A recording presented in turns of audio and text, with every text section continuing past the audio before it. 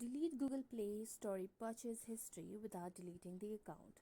Hello everyone, welcome to this channel. I'm Emily and I'm here to help you out today. So without any delay, let's get started.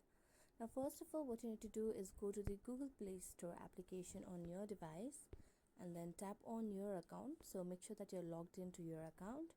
Then you can see the option of payments and subscription over here. So just tap on that. And here you can see 4 different options from payment, subscription, budget and history and redeem code. Tap on subscriptions and here you can see the subscriptions that you have done. So you can just tap on the remove option which is beside the application that you have subscribed to, and then it will be removed from your Google account. Then you can see the option of budget and history, and here you will be seeing different budget and the purchase history of yours, but unfortunately there is no option of deleting the Google Play Store purchase history without deleting the account. So we can only delete the subscription, not the budget and history.